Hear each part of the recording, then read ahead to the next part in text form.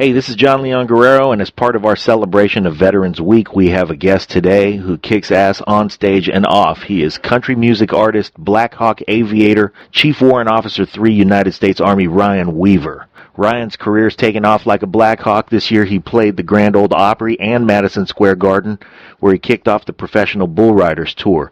His music is powerful and contagious, and just what a PBR tour needs to get going. But it's also filled with honesty and sincerity that is uniquely rooted in his experience. You see, he comes from a family that is dedicated to service, and in 2004, his brother Aaron was killed in action when the medevac helicopter he was in was shot down by enemy fire over Fallujah. And then 10 years later, Ryan's brother-in-law, Chief Warrant Officer 2 Randy Billings, was piloting a BlackHawk helicopter over Afghanistan, and he was shot down and killed in action.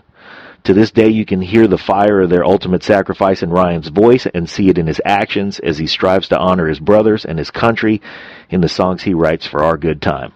Ryan's latest album is called Celebrate America, and today on the Break It Down show, we celebrate our special guest, an amazing entertainer and a fucking great guy, Ryan Weaver. Lions Rock Productions. This is Jay Moore. This is Greg Cruz. This is Bryce Vine. This is Dexter from The Offspring. This is Nathan This East. is Sebastian Younger. This is Daryl. This is Stuart Copeland. This is Mick Gillette. This is Andy Summers. This is Dr. Bob Greenberg. This is Gabby Reese. This is Rob Bell. Hey, this is John Leon Guerrero. Hey, and this is Pete A. Turner. Hey, everybody, this is Ryan Weaver. I'm a former BlackHawk aviator turned country music artist and now the patriotic voice of the Professional Bull Riders, and we are breaking it down with the Break It Down Show. And now, the Break It Down Show with John Leon Guerrero and Pete A. Turner. All right, here we go. Yeah, this is awesome. Ryan Weaver, wow. And to my left over here is Scott Husing. So, best-selling author, country singer. I'm sort of the chump in the room here in terms of artistic ability. Oh, no, you're not, Pete. You got plenty of skills artistically. Yes, skills. Yes, of course. But we're not here to talk about me. We're here to talk about the incredible work of Ryan Weaver. You can find him at weavercountry.com, all channels. You can get him on YouTube, Facebook, Instagram, Twitter, and he's super approachable, so make sure you go and find him there. And here's what I want to do. You were on John Krotek's show. Of course, I produce his show with him.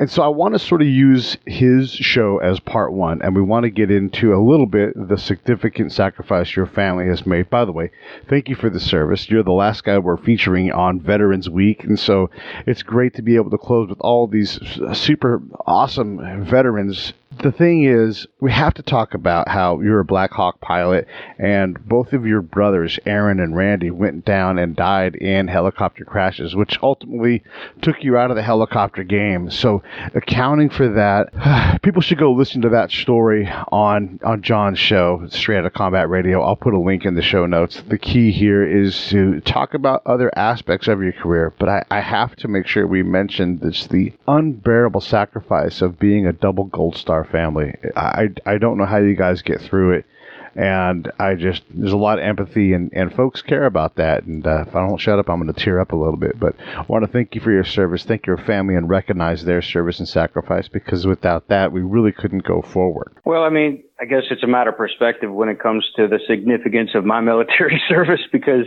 I've gotten to meet and hang out with and become friends with so many of our American heroes since I've been doing this for 13 years in the music business, outside of just the folks that obviously while I was on active duty that I got to know, and the stories are so unbelievably, I would say, significantly larger and bigger and more powerful than mine. I was placed in those circumstances of loss because my entire family was a family of service with three brothers flying at this, in the Army, and I was fortunate to make it home safely. I've tried to take the loss and use it to motivate me to move forward in the country music business, just as everyone else out there that's trying to cope with what they've had to deal with in their military service. And things like Echo and Ramadi, being an author for an incredible story that people need to know. With Scott doing that, those are the kind of things I think that all of our veterans out there are trying to do to deal with the things that they've experience that are very, very abnormal for the rest of society to understand and have to deal with. So, like I said, my significance as far as my military service is concerned, I'm extremely proud to have served. I'm extremely proud to be able to say that I flew Blackhawks in the Army after being a military intelligence guy and taking it from an E1 to retiring as a W3. But I'm even more honored to stand side by side with the heroes that I've gotten to know over the last 13 years. Right. So you're a 96 Bravo. When did you go through Huachuca? That was 91. I went. Ah, so that's back in the olden times. That's back before they built up the new Brack area. You were over in Riley Barracks and maybe in them old World War II wooden huts. Damn, dude, that's hard. Yeah, it was before they changed it over to 35 Fox. I got up to E6 as a 96 Bravo, and then they changed the MOS over after I went to Warrant Officer Candidate School. So Pete, I don't know if you knew this or not, but me and Ryan are actually in the same speaking group together, Bravo 748. Again, here's another guy, and this is you, Ryan, obviously the guy, where we're like pen pals. And I think we probably communicate a little bit, but we're in the same network through Jamie Burton and Bobby Henline that started Bravo 748. And she does amazing stuff too. But what is really cool, Ryan, is you mentioned about how you've been doing this amazing work with your gift of singing and songwriting in the music industry for over a decade. And I always talk to people, and I'll ask you this question too, is when you're in the Army or when you're in the Marines, you're in this group of people, you think it's never going to get any better than this, never tired of this brotherhood and sisterhood. But once you expand outside of those networks, I think you're a prime example of how many cool people you actually meet outside of those networks, whether it's in the music industry or public speaking or other authors that I've met, other entertainers that Pete's met in the radio, podcasting realm. It's really overwhelming, isn't it? No, man, I'll tell you what, there's so many more cooler people than me out there, I found. Especially when you get to have these conversations, like Eric Morante, and I mean, I'm sure you know Eric Morante. He's on the Paralympic boxing team, and I mean, just guys like him, and I could go on and on. Chris Peranto, John Tigan, folks that I've gotten to know through association, obviously the military association, but just the things that they endured. And their amazing stories outside of service, and what they've continued to do, like Scooter Brown, who's killing it in country music, and Dave Bray, and, the artist folks that I've gotten to meet, Adam Martin, you name it. I mean, there's just a laundry list of folks out there that are still you're taking that military service and continuing to serve, but also, chasing a dream or using that motivation to be successful and finding ways to cope. But yeah, you're right. I mean, the number of cool people that I probably would have never gotten to know had I not decided to take this crazy route of being a country music artist after service. I don't think that I would have had that opportunity. I mean, to be able to say that Charlie Daniels introduced me on September 11th on the Grand Ole Opry. Come on. For my debut performance on the Grand Ole Opry. Who can say that? Who and I mean, it sounds braggadocious, but it's really, I look back at this past year and what I've done with professional bull riders and, standing with the world champion bull riders that from all over the world that are competing in the PBR, replacing Steven Tyler at T-Mobile Arena as the headliner on the main Saturday night that they've got in 2017, and Madison Square Garden, performing in Madison Square Garden without a song on the radio this year for my first show, in front of 41,000 at AT&T Stadium. Those are just experiences that blow my mind. But it's been amazing. I mean, it's been an amazing journey, and I can only hope that it continues upward. Well, you're definitely working hard. Every time I see you, you're doing something incredible. Do you happen to know Toast Jackson? He's sort of the country music center of gravity in Sacramento. I don't. It's amazing how big our world is and how small our world is as far as the country music scene is concerned. I don't, but I would love for you to make the connection. Oh, for sure. That's going to happen. Yeah, it's funny. He's the center of gravity for Sacramento Bay Area country. He's just all over the place. There's a picture of him with him and Clint Black, him and Bruno Mars, him and Jason Aldean, all these guys. Yeah, he's like a 5'2", 300-pound black dude, completely out of type.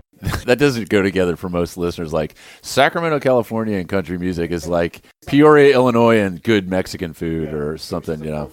No, that's great. Well, I performed at Golden One Center there as for one of the PBR events, and there is a really strong ranching and farming Western community there. You know, you would think that based off of being, you know, from the outside looking in, that because it's California, that the perspective would be a little bit different than, say, if you're coming from the South or Texas or whatever it may be. But they were immensely patriotic there. When we did that show, that was one of the largest, or I would say one of the most powerful responses to the Never Forgotten tribute video that we've got with the professional bull riders. I have a tribute music video out with the two 9/11 families, the Dallas police officer families that were in that attack, and then my family.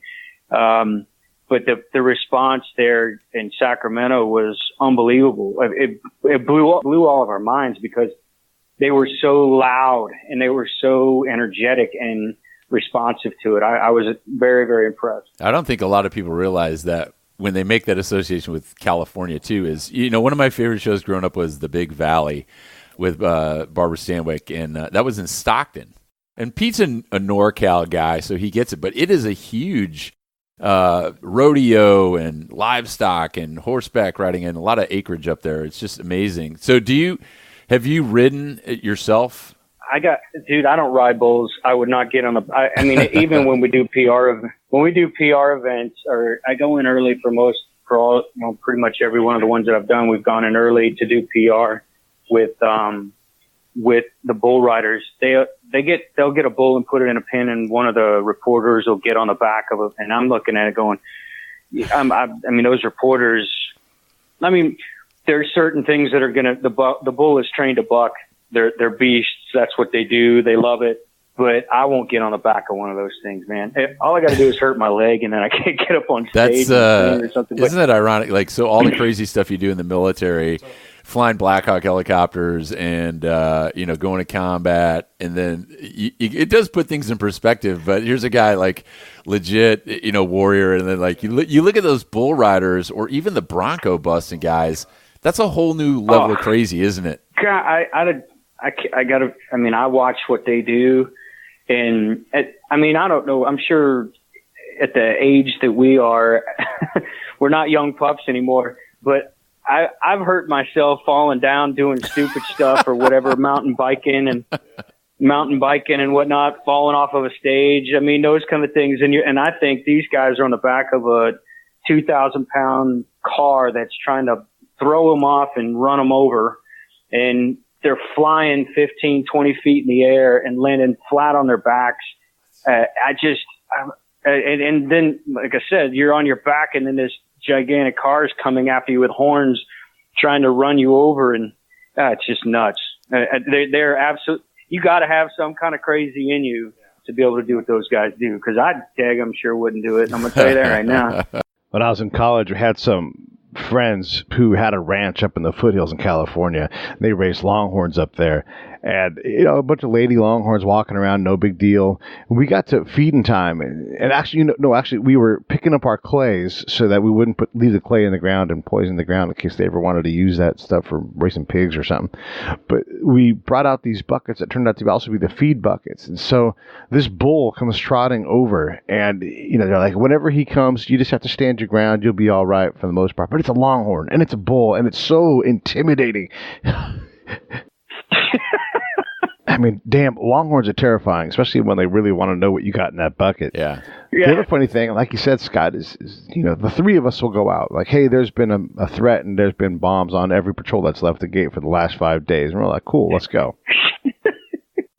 It's the circle you run in and how you get desensitized to things. I remember the first time I'm from Chicago, Ryan, and I live in Southern California. I got a little ranch, and Little in California is like 5-6 acres, and most people that live in the country are like, yeah, that is nothing. I have 3/4 horses. Right. And I didn't know anything about horses, man. I'm YouTubing, how to raise a horse. What do you do with the poop? What kind of hay is there? And there's always some 14-year-old girl, this on YouTube, and they're like, this is how you put this together. This is how you strap the saddle on. And that's how I learned. I figured, no disrespect to the, 8 million rednecks in America, but I figured, it can't be that hard. I can do this. But, man, at first I was scared to death of those horses. They're quarter horses, and they're bomb-proof. But now they're just big, 1,000-pound pieces of furry love, and but to the outsider, when you look at that world, it's really crazy. Dude, I'll tell you a quick story, my horse story. My ex-wife, I know a lot of folks are probably getting to know more personal stuff about me than I normally talk about, but I'm married to my second wife. I'm on my second marriage now. She's absolutely amazing. We've been together for over 6 years now. But my ex-wife, when I was in E1 or E4 through E6 and on recruiting duty as an E6, she decided that she wanted I hope she doesn't listen to this, but whatever. She decided that she wanted a horse. I knew nothing about horses either. I had no idea. And then I was on recruiting duty, so it was like 7 days a week work, and it just sucked. And I rode that horse 3 times when we had it. And I was going out 3 times a week, and then where we were housing the horse, the guy had several other horses, so he was helping take care of it and that kind of thing. I'll tell you something. I rode out of the 3 times that I rode that thing, twice it threw me off, and intentionally, it was a barrel racer. It was intentionally threw me off. That was our first horse that we got that I ever had was a barrel racer, and it didn't want me on it. And second time I got thrown on my ass, was the last time I rode it. And I sold, we sold it a couple weeks after that, but I have an immense amount of respect. For the folks that are in that world. And that's what I've gotten to learn as, with the professional bull riders is the guys and girls and everybody that are involved in Western sports and dealing with animals like that. There's so much knowledge. And like you said, you have to learn so much about taking care of their hooves and brushing and cleaning and all the different things that they can catch and whatever. But yeah, that was even when it comes to trail rides and tours and stuff like that, I'm walking the other way. Yeah, it's all the nomenclature, like a new weapon system or the helicopter. It's like there's a ton of nomenclature just with the saddle alone, and then the horse and the hooves and the feet. Yeah, it's nuts. Yeah. You look at a most country singers or stuff, you think like, that guy must ride. Tim McGraw, he must have a ton of horses, and but it's. There's a lot of assumptions I think that go along with those, especially in your business and country music, stereotypes to break away from. And I think what's cool about guys like you, Ryan, and also I'm glad you brought up Dave Bray, and Dave's now the newest member of Bravo 748, by the way. I don't know if you saw Jamie's post on Twitter, but I did. Yeah, I did. Isn't that That's cool? Great. Yeah, very cool. He's Dave and I got to hang out a couple of years back at the what has now turned into the Red River Celebrity Softball game. It was up in Colorado Springs when we played the first one, and he and I got to hang out a little bit. And he's a good dude. And Scooter Brown's a great guy too. They're both, and Adam Martin. I could go on and on. The list goes on and on of the other artists that are out there. But yeah, Dave Ray's just a good dude, and he's trucking it, man. That he's shaking and moving, and he's working hard he's got a great message. Go after his dream, and his message is great too. He's doing great stuff, and I think what's cool with guys like you and Dave and the others that you mentioned, you're right, the list is so long, I'm always happy. I golfed with Dave at Valor Ball down in Dallas-Fort Worth, and here's another stereotype. Dave doesn't live in the Badlands of Texas. He lives up in northern Pennsylvania and like Amish country. Like I tease him, like, how do the Amish like the country music up there? But the message is too is like guys like you and me and Pete is as veterans, and Dave's a veteran. It's sharing this network and making those introductions. And I tell you, when Dave said, I want to do some podcasts, I want to do some radio, I said, all right, hey, stand by for some email intros. And he's probably done about 12 12, 15 shows in the last couple of weeks, and that's what I'm all about, man. Like, I don't want a soccer mom, talented people around me. I want to share them and grow those networks. It's huge. I wanted to get a little bit into this artistic thing because Scott's written his book, I create this podcast, and you write these songs. So first, how did you make that leap, and how does your time in war and combat inform your art? Well, I can't rap for anything and I can't scream. So those two genres went out. But honestly, I grew up listening to 80s rock and I didn't listen to country music until Garth Brooks really took off in the 90s, and I became a huge fan. He changed country music. Yeah. I mean, there obviously the whole performance aspect of the country music scene and being able to get out there and just, slam a guitar and into a million pieces and people love it. But I really started getting into that when I was stationed at Fort Leavenworth from 91 to 93 and getting into the hunting and fishing and there in Kansas, which is amazing. That's really where I started listening to country music. But as far as picking the genre, it just really, it fit what I was doing. I mean, I started singing karaoke and singing competitions in flight school to help me pay my bills. That was really the genre of choice down there in Alabama, where I was singing. But, I think that's why the country music thing went. But straight up, if anybody listens to my music, I'm the first person to admit, because I'm not trying to be something I'm not. I'm not a traditional country music artist by any stretch, but I'm also I don't like to think I'm a pop country music artist as well. I've kind of taken a little bit of a different route by infusing that 80s rock into my country music, because that's what I grew up listening to. And I love on stage, if anybody has ever come out and seen my show, man, we love to slam it, dude. I mean, I have 3 guitars in my band. And normally, trying to do the whole, I would say the same format as the Leonard Skinner piece, where you have 3 slamming guitars that just make the sound big and rocking. And that's sort of, and the new stuff that I've got coming out, we're trying to bend the needle on the genre. And if we can't create our own genre of music that really has that, I'll send you guys the new song, to let you listen to it. You'll see it's got a mix of 3 different genres in it that we're trying to infuse into one, so that I can create my own sound that's unique. Because everybody says, hey, you got to bend the needle. You got to push the envelope on your music and put something out there that's different. Little does a lot of folks know that are trying to get into the business that it's extremely hard to put anything out that's different than the same 25 songs that sound the same on the radio, because that's what everybody's listening to.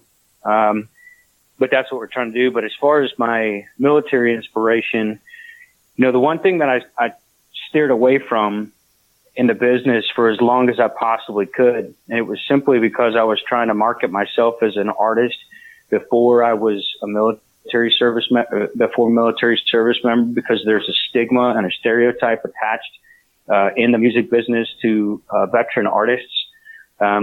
Everybody, or I don't want to say everybody, but a lot of folks think that it's a niche kind of thing, and that the whole veteran thing isn't going to appeal to the masses, which is what they want, the mainstream masses. So I tried to stay away from that as much as possible in the first probably 10 years of doing what I was doing. When Jason Aldean was, his Hicktown was out and that kind of stuff, but that's when I started the bar scene. Then when I moved up to Nashville, I got involved with the Charlie Daniels group, and I realized that it's hard to run from who you are. First off, it's really hard to run from that, especially with 21 years in the service, and it's hard to run from a story that everybody wants to be inspired by. And I guess I say this with the utmost humility, but everybody wants to know the story behind my brothers, and they want to hear it, and they want to see how something like that, an event like that, can be turned into a massive positive, because my boots were in the sand in Iraq in 2003, and they were in Madison Square Garden this year, and, so on and so on.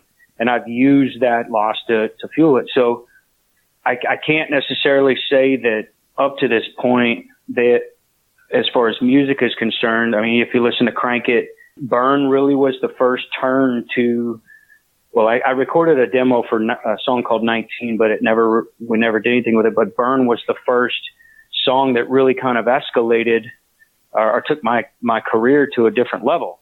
And it was 13 hours specific. You know, I was passionate about what those guys dealt with in Benghazi, and I became friends, very, very close friends with John Tigan and friends with Chris Peranto.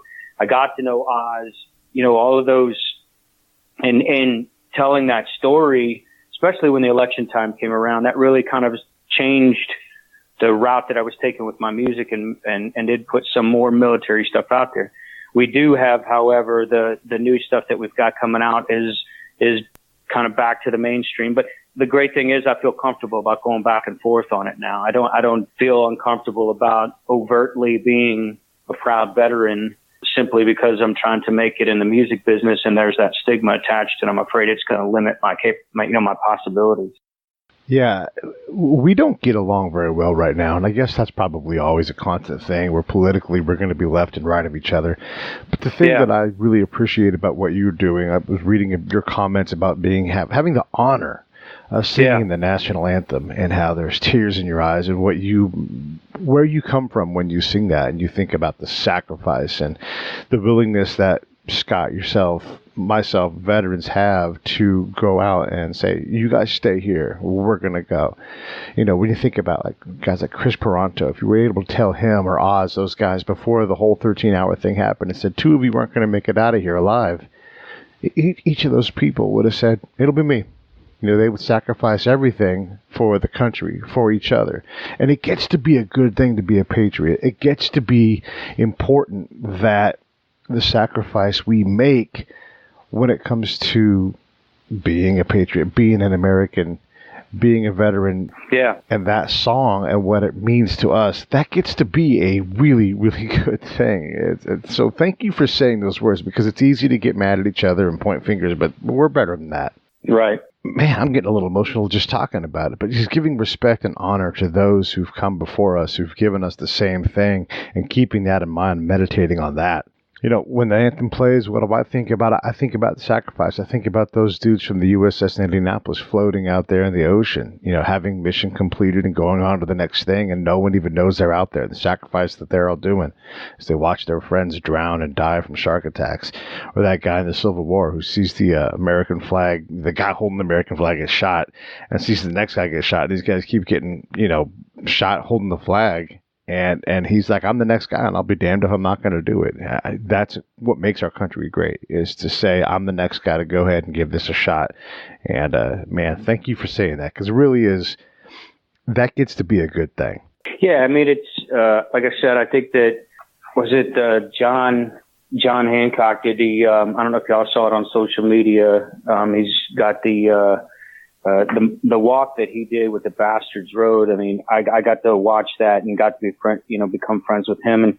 And he posted, something about the 5 things to do to remove the stigma of being a Marine or something. I don't know what it was, or if you want to stay a Marine, or I don't know. It was, I read it, but it was cool because it's like the first thing is everybody looks at you and what are you going to tell? What do we normally tell them? Do we normally tell them, hey, this is what we are on the civilian side of it, or hey, they immediately, first off, can usually tell that we serve just by the way that we carry ourselves and the way that we act and we talk, and especially if you spend an extended amount of time, or if you only spend a couple months in the Marines, you're going to act that way anyway. But that was a Marine joke, but you haven't done the obligatory crayon eating joke yet, so.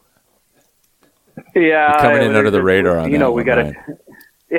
We got a ton of them we could go back and forth on, but quite honestly, when it comes down to it, is what I've been proud to say, regardless of that, is that we all bleed the same blood, and that is also the unifying factor, I think, behind everything else that we get to do. But keeping that, that stigma of being a military service member and putting it on your shoulders and saying I'm not concerned about that. And I could still be successful.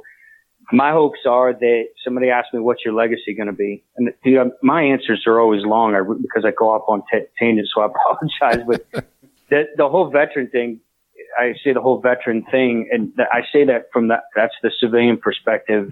For me, being a veteran is from my perspective. But when somebody asks me, so what do you want your legacy to be? What do you stand for as a person and as an artist and these, for one of those serious interview questions that I got. And I said, the one thing that I want people to see is I came from nothing.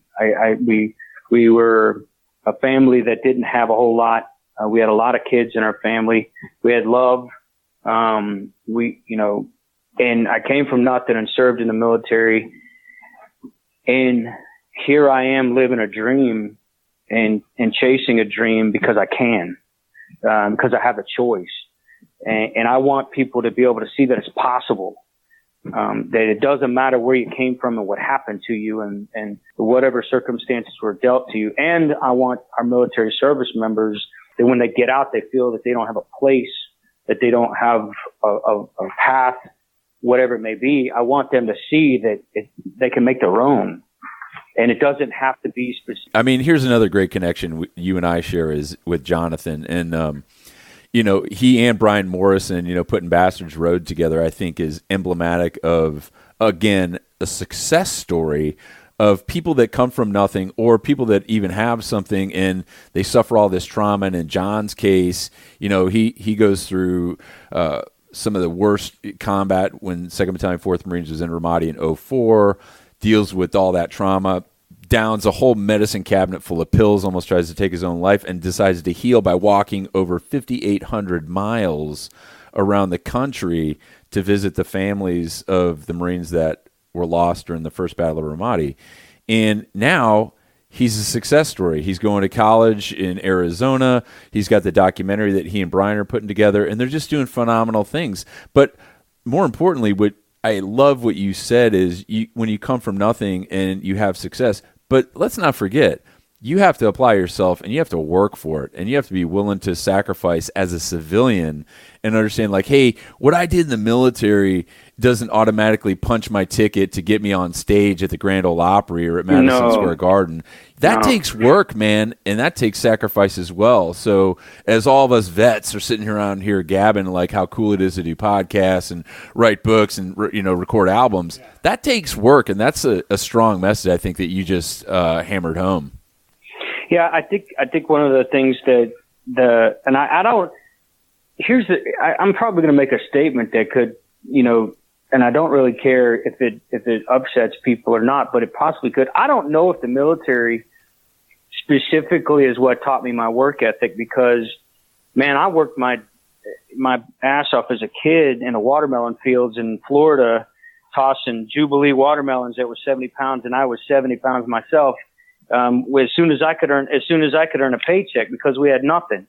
And the value of money was there because we didn't have any, I think. And I'm not saying just because you have money that you don't have that value, but I would say that, I don't think that anybody out there, and that's another part of when they asked about my legacy, that it all starts with hard work. The talent in this town is unbelievable. The talent in the things that you do and getting a book published. Man, I can't tell you the number of people that I've talked to that want me to put my story into a book, but I can't write for crap. I mean, I'm not a book. I mean, I could put a song together for you, but that's a 3-minute situation. But you're talking about a book. I mean, I did a 14-page outline and got to chapter 5. Hey, I wanted to introduce to you guys a lifelong friend of mine, someone I was in the Army with, who's doing incredible things out in Boston, Massachusetts. So I want to introduce to you Bryan Fuller. Bryan, tell everybody what you're doing as a veteran these days. Instead of fighting for the country, you're fighting for our waistlines.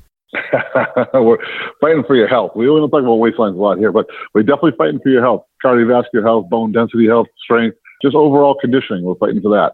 At one point, you rode across the entire Atlantic Ocean because you don't do anything easy. You do stuff that's hard. But now you're into rowing for everybody else. What it's an obvious step, but give me an idea what that step took to get you to go, I've done this, I can get other people to do it. Well, you know what? The obvious step is if you're a bank auditor.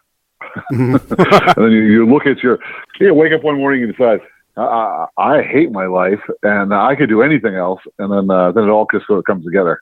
What about your veteran drive enables you to make this happen? Because you just passed a big milestone in terms of clients that come to your place, and now you can realistically start to looking at opening up the next location. Give us an idea of what that path looks like.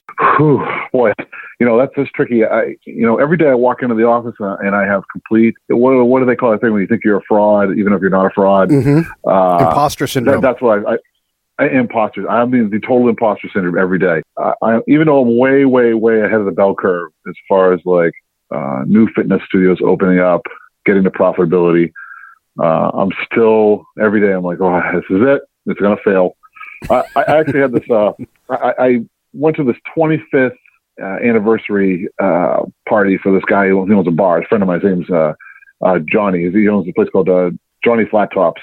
It's like a pool tables. It's a really cool place. It's kind of like a biker bar / pool tables, but it's very fancy. And I was having a drink with Johnny, and he's like, you know what? Every day, even though I've been doing this for 25 years, I assume it's going to be my last week and no one's going to come in ever again. I was like, wow, that's great news. I really appreciate that, Johnny. And that's how I feel. But you just have to say, okay, what's in front of me right now, and just focus on the here and now, and just say, oh, okay, all right, the sales are good. I'm reacting to what the clientele wants. And thus far, everything's been really good. I have an amazing group of people that come in here, and they do 90% of my marketing. I hardly do anything other than, the Break It Down show, which is obviously one of the better marketing things you can do. I don't do much of anything. People just drag people in here. Hey, you must come into this place. And it's become a little bit of a cult. I don't know. Well, I like it, though. Well, yeah, you should like it. And you're the kind of guy that you are. You're not going to be terribly boastful, but let me boast for you. Dude, you are an inspiration. I've talked to a lot of people that work in this line of work. Pete Koch, who was the Swede in Heartbreak Ridge, same thing, where he's like, everybody can do something. And if you just start doing something, that leads to something else. So, man, you were doing it. You're knocking it out of the park. And when I thought about highlighting veterans, I'm like, holy shit, I got to highlight Bryan, because whether you're in Boston or in a city soon to come, you're going to be able to go do the power rowing thing. And I can't say enough great things about you, your drive, your spirit.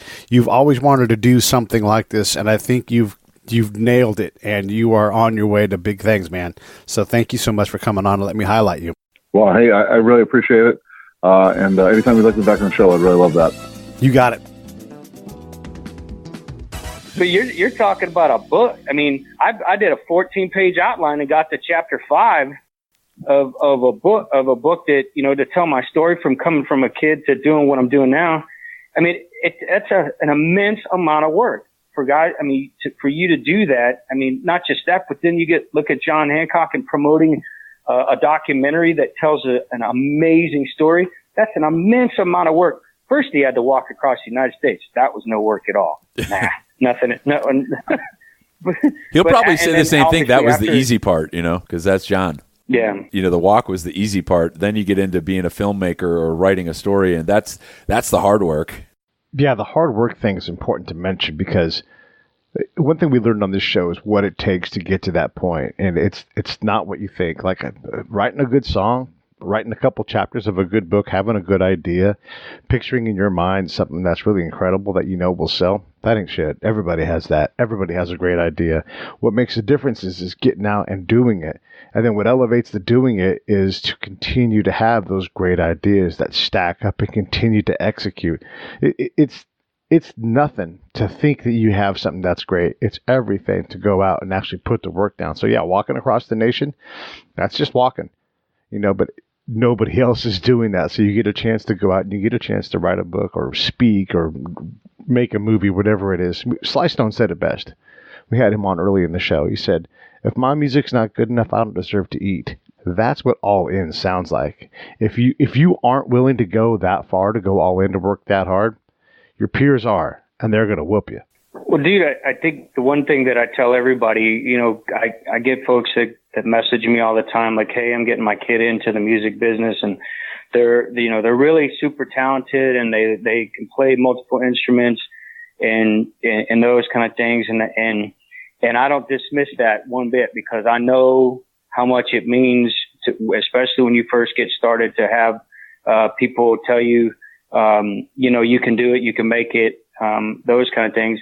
The very first thing that I tell them is, you see the pictures of me on stage, right?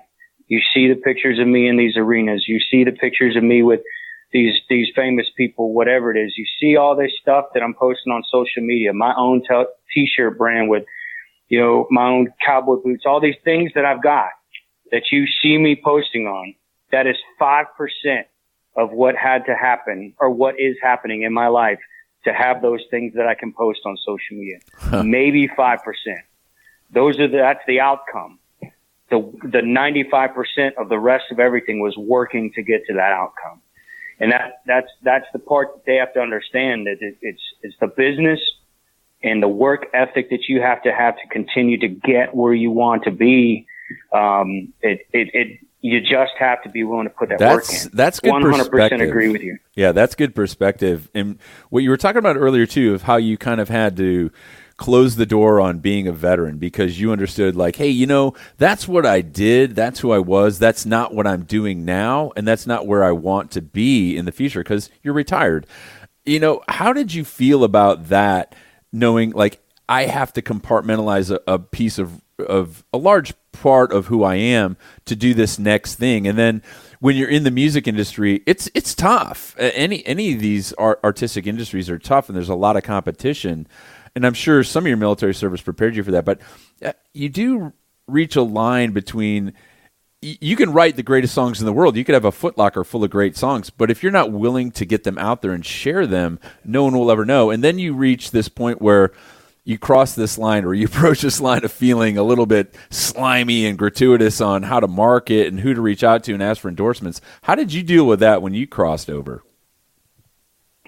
Well, I think the hardest part for me after, I don't know how to say this without it coming across wrong. I think the hardest part for me was I was really good at everything that I did in my life, and had not seen a great deal of what most people would consider failures. I ran cross country. Was I ever the best in cross country? Did I lose races? Sure, but it was not a, hey, this is going to put food on my table situation. And this wasn't, do I have a pie in the sky dream of being the best cross country runner of all time? That kind of thing. Or being, having arenas singing my songs. I think that the hardest part for me in the music business was getting through the 10,000 failures or no's, I would say, or shortcomings, to figure out how to find that positive success moment.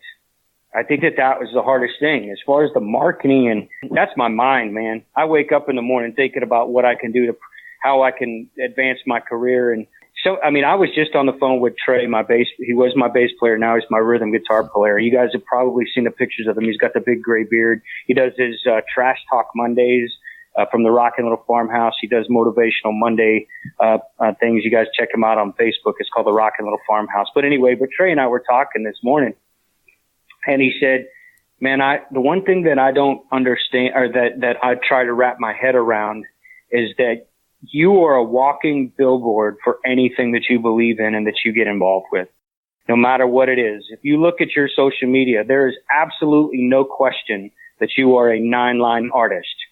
There's absolutely no question that you are working with the PBR. There's no question once these boots come out that you are a Lane boot brand wearing artist, because all you do is promote and promote and promote and promote. And for me, that's easy. That's the easy part. If I believe in something, and it's not just about putting food on the table, I got to believe in it to want to be involved in it. But I tell every company that I've worked with, if you just give me a chance, if you make me a voice for your company, whatever it is, you're going to get a million times in return, because there's always there's always positive collateral effects to that when it comes to anything, either me getting to do another show, or getting to get involved with a great nonprofit organization that is doing good things for the veteran or hero community. But I don't know if that really answered your question, but that's kind of the toughest thing I had to deal with as far as that's concerned. To absolutely answer the question, I think it sends another good message too, which I like to talk about, and we've talked about it before, is veterans who transition into whatever industry, could be music or writing or working in private sector, is understanding your value. And there's a lot of people that don't feel comfortable with that, especially veterans, because we lead an entire life of service for free, and we're geared that way. And to hear you say that, that's an important message for people, whether they're trying to break into the music business or whatever else, is you have to understand your value, and you have to understand what you want to promote and what your message is going to be and who you want to align with. You can't say yes to everything, but every time, if you continue to say no, your opportunities get smaller and smaller and smaller. And I think you are a prime example, Ryan, of knowing how to blanket, the whole target area. He is like an area fired weapon, man. He is all over the place. I tried to, man. I mean, it's for me, dude. My opportunity with the PBR came from a show. I mean, and before we do our concerts, every single show, we say a prayer together. Trey leads us in prayer, and then I look at the guys and I tell them the exact same thing every time. This is the last show you're going to play. There is not another opportunity. You don't know whether I'm going to hire you on for the next show, but don't look at it that way. Look at it that you may not be able to. We may not make it home tonight. I said I've lived through that. I've lived through that twice. I've gotten to hear so many stories of that, and they know that when I say it, that it's our last show, they know that I mean it. And they're not scared of being fired, because, I mean, I've had 3 out of my 5 band members have been with me for 5 years. I mean, they're extremely loyal. But we look at every show like it's our last, and that's what we did for the show in Colorado when Sean Gleason, the CEO of the PBR, was standing right there in the front row as one of the sponsors and brought me on board, and now I'm touring these arenas. But, yeah, I mean, those opportunities are there. But I was talking with John Krotek about this. I'm going to get back on what you were just saying as far as understanding your value.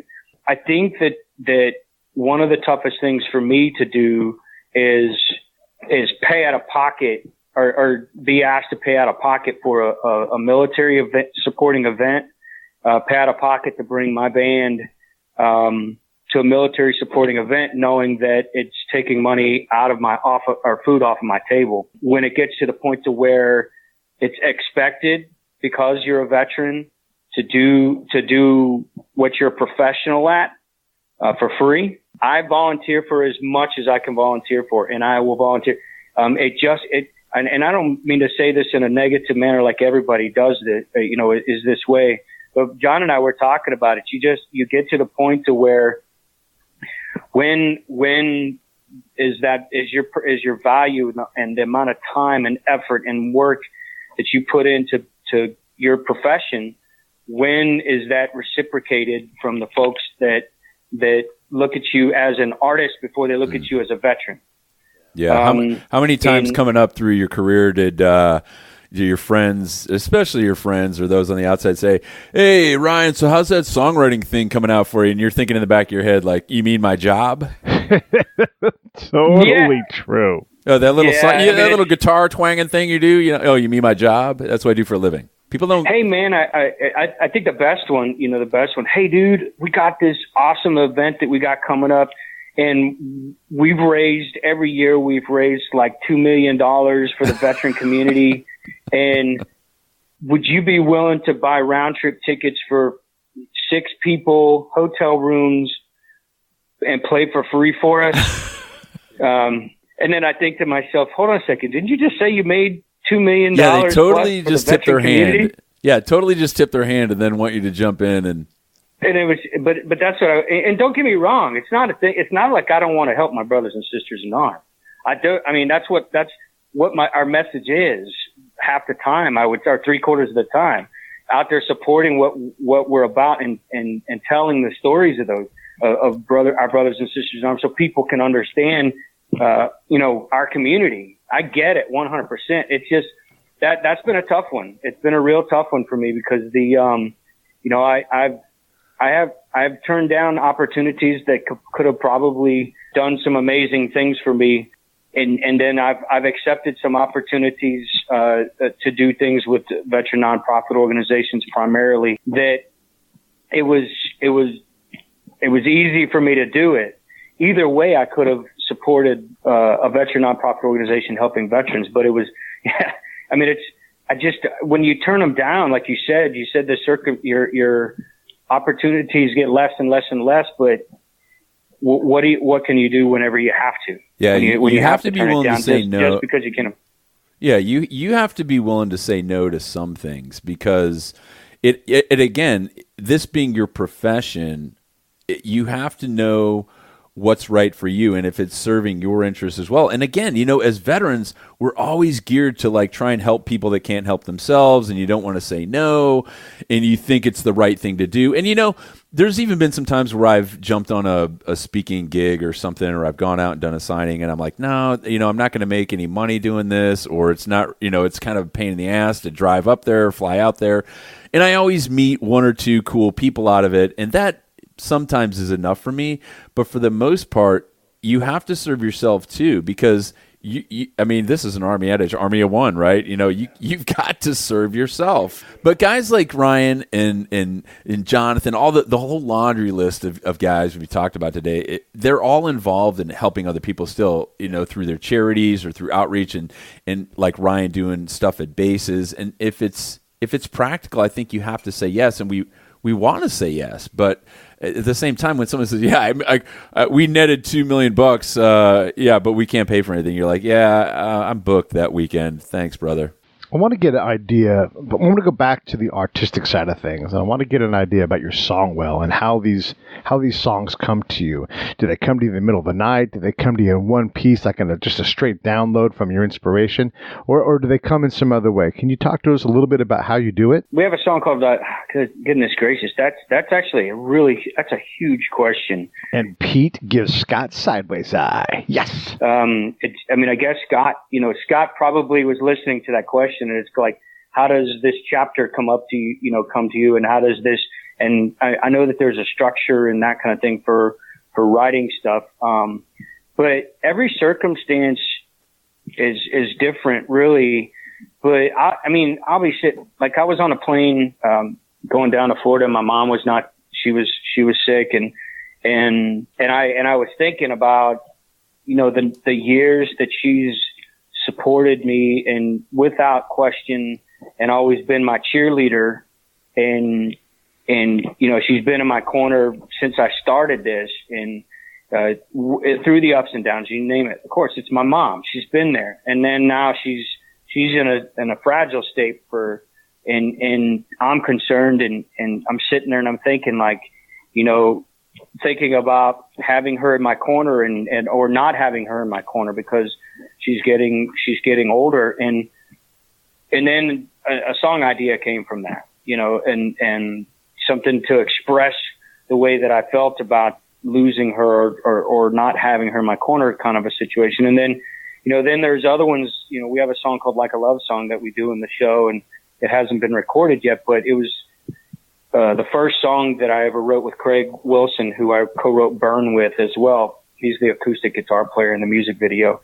And we're just sitting there and I'm thinking, man, Kara, my wife, she had shoulder surgery. And for 3 weeks, she was, I don't know if any of you've ever dealt with anybody that's had shoulder surgery, but hers was a pretty big reconstructive shoulder surgery. So she's home for 3 weeks, and I got on YouTube. She has long blonde hair. I got on YouTube and figured out how to do and watch videos on, because she loves me playing with her hair. I figured out how to do it, and this, I don't care what anybody thinks about this. My wife loves it, so screw everybody that thinks badly of it or whatever. But I learned every kind of possible braid you could do on YouTube, how to braid her hair in every way imaginable, because that was one of the only things that really soothed her when she was going through that, and she couldn't move for that time. So I wrote, we incorporated that as part of the idea in, one of the verses into the song. And, in the slant, we have a Crank It. It's in high heels. She's 5'3", leaning mean with a tattoo sleeve.